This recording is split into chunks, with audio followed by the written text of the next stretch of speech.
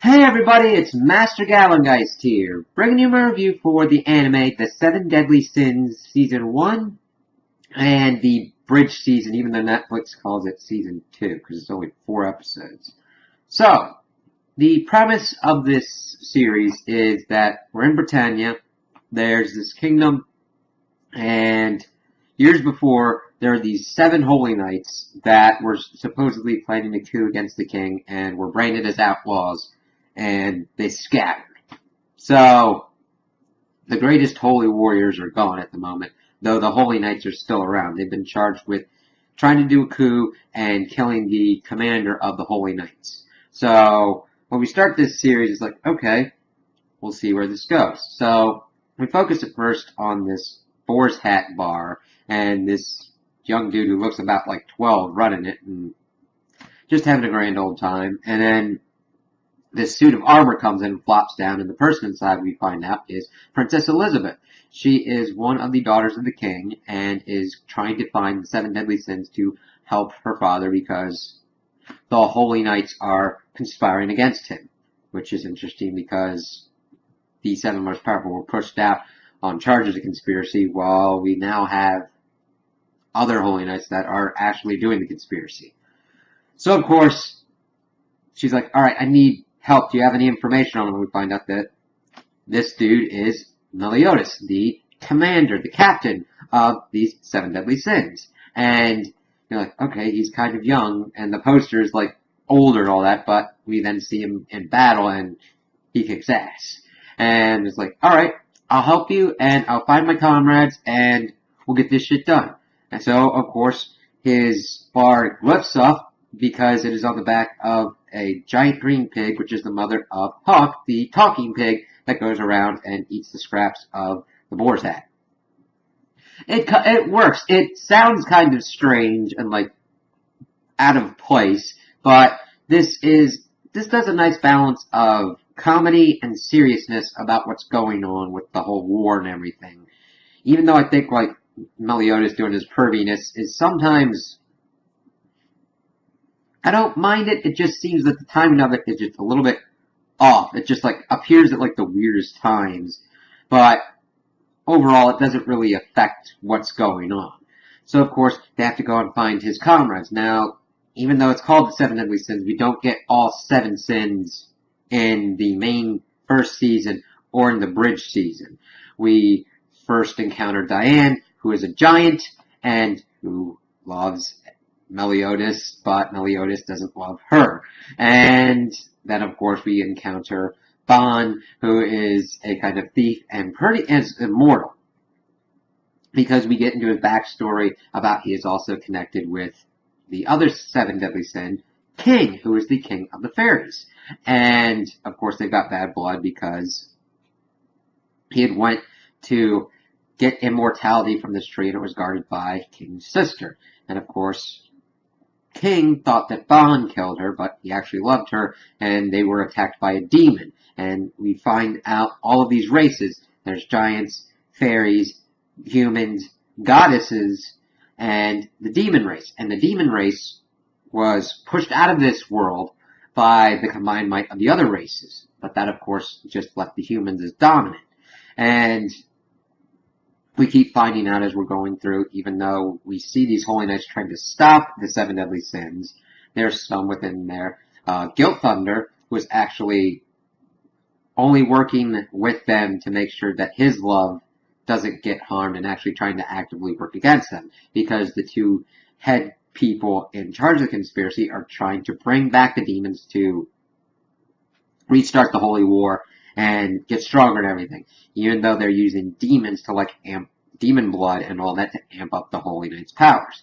So we get through and we get some good character development. We see the backstories of Diane and King, and of King and Ban, and we see Gowther, who is a doll sin. He is the sin that's actually not really human or any other race. He's like, you'd more kind of compare him to a golem, but he has more free will than a golem. And we also get Merlin at the end because King Arthur shows up out of nowhere. And Merlin's a chick and pretty badass. actually has to deal with one of her runaway apprentices being pretty stupid because she's in love with Gil Thunder and has been working with the heads of the Holy Knights to bring about this and get Gil Thunder.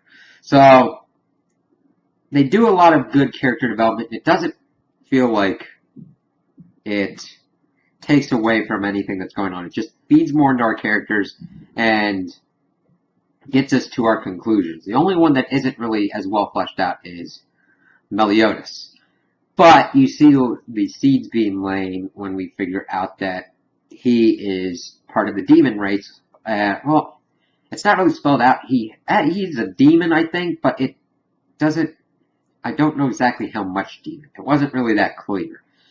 But he's part of the demon race because he's got like amped up powers and regeneration and all that. Because we'd seen that Hendrickson, the one who pretty much stays the course, who has transformed himself almost into a gray demon because there's levels of demons. We only find out about the red and the gray towards the end as they're assaulting the capital to stop the Holy Knights from doing what they're doing to bring back the demons and everything, because they got the sword handle that Meliodas had, and that is used to break a seal ritual to bring back the demons.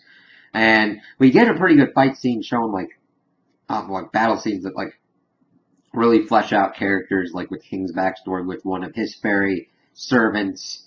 We get Diane trying to help and protect people and getting injured, and King trying to save her because he loves her. And then we get this really cool battle scene with everybody at the end against Hendrickson in his amped up demon form and him being defeated. And finding out that Elizabeth is like a conduit for the goddesses. Holy shit, because she's got the power to like kind of stabilize people. And I don't know if she brought back Hawk because he got flash fried. They're like, holy shit. But he came back. It's like, shit. So we get that all kind of wrapped up, and the immediate threat is kind of taken care of. Then we get into the Bridge series, which just kind of gets more back into the characters, stuff with like King and Diane, and of course Meliodas and Ban, and then like wrapping up everything with Vivian, Merlin's apprentice, and her still stalking Gil Thunder. While this is going throughout, we see that they still have the key to try and like unlock the demons, and that Hendrickson is not dead, and that is instead being reformed because his body parts are fucking moving on their own. And it's just like, holy shit. So the main appeal of the series is like the fighting and the character development. They do a really good job of just weaving it throughout, making the characters believable, and like really feeling for who they are and what's going on and wanting to learn more about them. And also, especially with Meliodas, since he is the one that is incidentally kind of like one of the poster people for the series, not being delved into much, but I can understand that since this is mainly setting the groundwork for what's going on with the demons and the holy war between them and the rest of the world, and that's going to be figured and kind of shown in like later seasons. So I'm not that turned off that he didn't get as much screen time as the other ones. I actually liked seeing a lot of the different backstories of like Diane and King and how it like affected how they see each other in the present and also going into the future.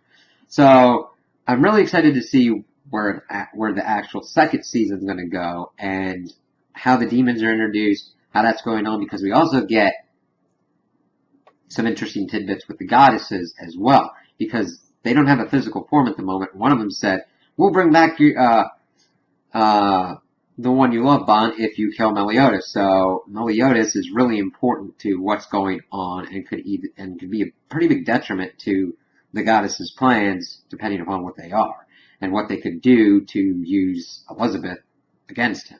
So we'll kind of have to see what's going on when those stories are done. But I would really recommend this series to anyone who really likes good fight scenes and really likes good character development and really good animation, because there are some use of CGI, but it's not really overly egregious. And the animation is nice, smooth, and clean, and just really works very well. Now, granted, I watched it with subtitles, and then I watched a little bit of the dub, and the dub for Meliodas' voice kind of threw me off a little bit, because it was almost trying too hard to be little kid, kind of. But that's only up to personal preference. I just really liked the voices that we got with the subtitled one, and it just kind of fit the characters more when I was watching it versus when I kind of watched a little bit of the dub.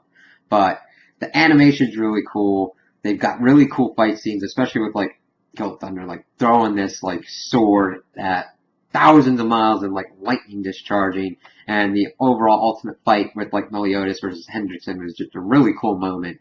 And I think that if you're into that kind of anime, I would wholeheartedly recommend you watching this and kind of seeing what's going on next on Netflix with it. So, those are my opinions on the anime. Tell me what you guys think in the comments below. If you liked it, if you didn't like it, if you agree with me, if you disagree with me. Also like and subscribe, and I hope you have a good day.